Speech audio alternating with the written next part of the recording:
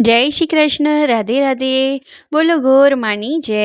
મિત્રો, આજે આપણે જાણીશું ગૌરી વ્રત કેવી રીતે કરવું. ગૌરી વ્રતને મોળાકત વ્રત પણ કહેવામાં આવે છે. અષાઢ સુદ 11થી પૂનમ સુધી 5 દિવસ કરવામાં આવે છે.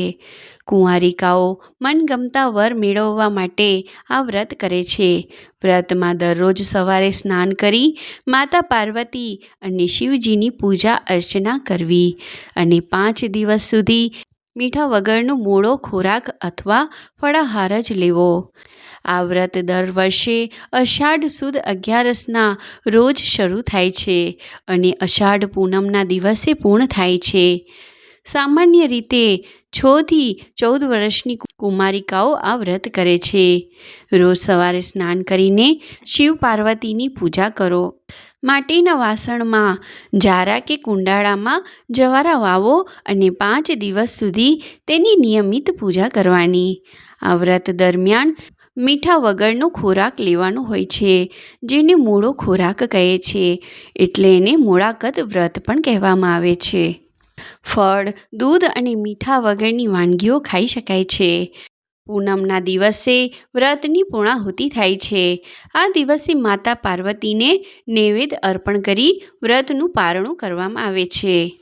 અષાઢ સુદ એકાદશીનો અવસર એટલે તો અનેકવિધ ઉત્સવોના પ્રારંભનો અવસર.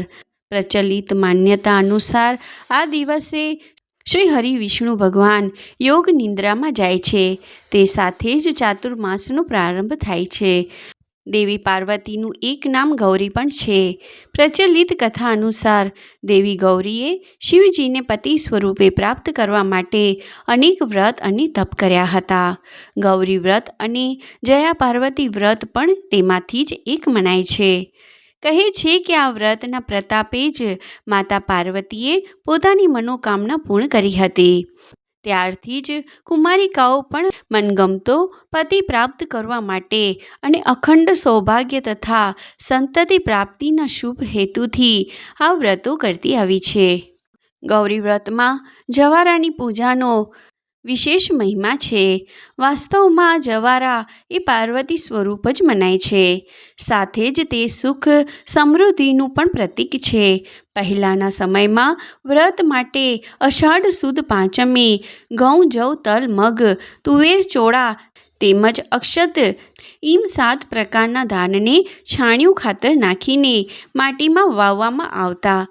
તેમાં રોજ જળનું સિંચન કરાતું. અષાઢી સુદ એકાદશી આવતા આ જવારા ખીલી ઉઠતા.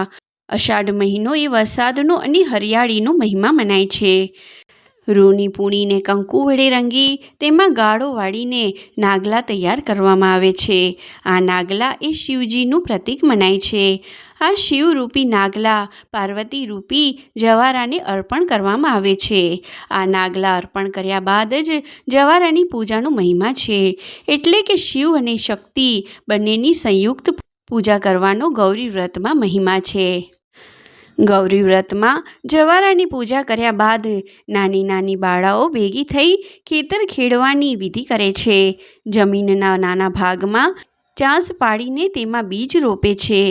ત્યારબાદ રોજ તેમાં જળનું સિંચન કરે છે અને પછી તેને પાગળતા જોઈને પ્રસન્ન થાય છે.